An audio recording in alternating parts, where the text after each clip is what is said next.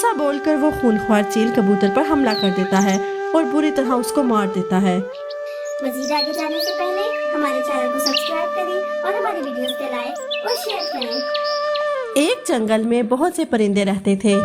वो सब आपस में बहुत मोहब्बत से रहते थे और एक दूसरे की मदद करते थे। उस जंगल में टुनटुन चिड़िया अपने शौहर बंटी कबूतर और 2 बच्चों के साथ रहती थी।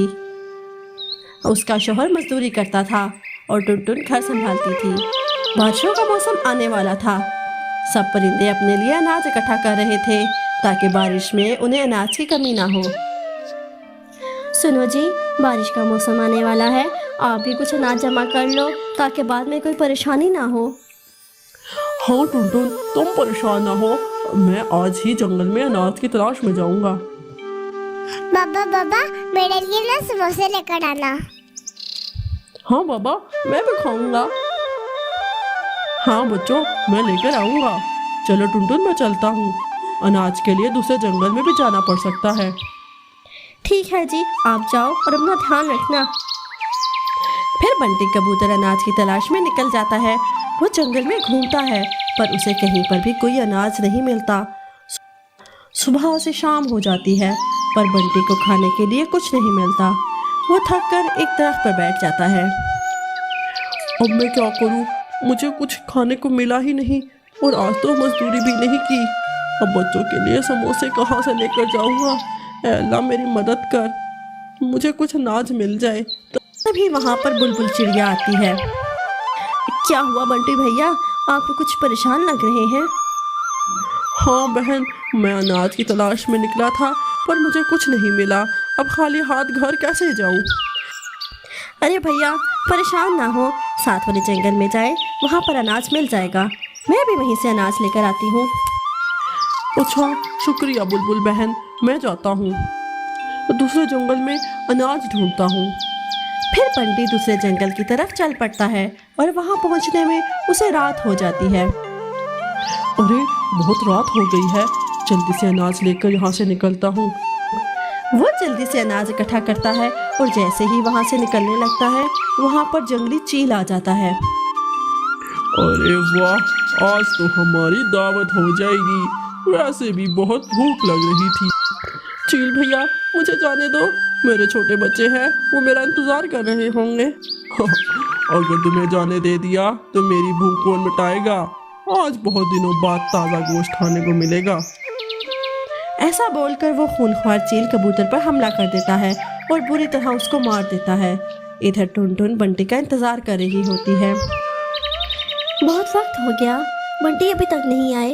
अब तो बारिश भी शुरू हो गई है, पता नहीं कहाँ रह गए हैं। माँ पापा कहाँ चले गए हैं? अभी तक क्यों नहीं आए? मुझे भूख लग रही है, कुछ खाने को दो ना। हाँ बेटा, मैं तुम्हें खाना देती हूँ, तुम दोनों खाना खाओ। मैं जरा देख कर आती हूँ कि तुम्हारे पापा कहाँ रह गए।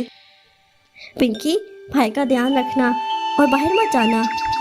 ठीक है माँ, आप जाओ, हम घर पर ही रहेंगे। टुनटुन बंटी की तलाश में निकल जाती है। वो जंगल में घूमती है पर उसको बंटी कहीं नहीं मिलता। फिर वो कालू के घर जाती है। कालू भैया, बात सुनो। हाँ टुनटुन बहन, बोलो क्या हुआ? कालू भैया, बंटी अनाज की तलाश में गए थे, अभी तक वापस नहीं आए। क्या आपने देखा है उनको?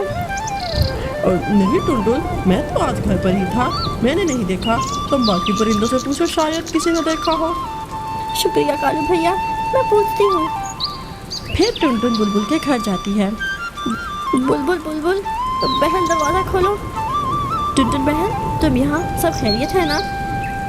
बहन, क्या तुमने आज बंटी जी को देखा है? वो अभी तक घर वापस नहीं आए। हाँ टुनटुन, मुझे जंगल में मिले थे, वो दूसरे जंगल गए थे खाने की तलाश में। पर अब तो बहुत देर हो गई, वो अभी तक वापस नहीं आए। हाँ बुलबुल, इसी बात की परेशानी है कि वो वापस नहीं आए। मैं दूसरे जंगल में जाती हूँ, हो सकता है वो मुझे मिल जाए। टुनटुन, अभी बहुत रात हो गई है और बारिश भी बहुत है। तुम अभी घर जाओ, हो सकता है बारिश की वजह से कहीं रुक गए हो। सुबह तक इंतज़ार करो, अगर सुबह तक ना आए तो हम सब जाएंगे उनको ढूंढने। हाँ, तुम ठीक कह रही हो, मैं सुबह तक इंतज़ार करती हूँ। फिर टुनटुन घर आ जाती है। किसी तरह से रात कट जाती है। अगली सुबह भी बारिश रुकने का नाम नहीं लेती। टुनटुन बंटी के लिए परेशान होती है। इतने में दरवाज़ा बजता है और टुनटुन दरवाज़ा खोलती है तो जंगल के परिंदे उसके घर आते हैं। आप सब यहाँ? और बंटी का कुछ पता चला आपको? और टुनटुन बहन, आपके लिए बहुत बुरी खबर है। बंटी कबूतर अब इस दुनिया में नहीं रहा। दूसरे जंगल में चील ने उस पर हमला किया जिससे वो मारा गया। नहीं कालू भैया, ये आप क्या कह रही हैं? ऐसा कैसे हो सकता है? टुनटुन, तुम संभालो खुद को, हम सब हैं तुम्हारे साथ। हाँ टुनटुन, तुम परेशान नहीं हो, हम हैं ना, खुद को संभालो। फिर कुछ दिन ऐसे ही गुजर जाते हैं। टुनटुन के घर का राशन भी खत्म हो गया था। अब उसे कुछ भी समझ नहीं आ रहा था कि वो क्या करे। बंटी जी, आप क्यों चले गए हमें छोड़कर? अब मैं अकेले कैसे बच्चों को पालूंगी? माँ, रो नहीं, हम आपके साथ है ना। माँ, मुझे बहुत भूख लगी है। अब मैं क्या करूं? घर में तो कुछ भी खाने को नहीं है। बेटा तो फिक्र ना कर, मैं कुछ लेकर आती हूँ। फिर टुनटुन बुलबुल के पास जाती है और उसे कुछ खाने के लिए अनाज लाती है और बच्चों को खिलाती है। फिर टुनटुन गोरी कवि के घर पर काम करने लगती है और अपने बच्चों के साथ खुशी खुशी रहने लगती है।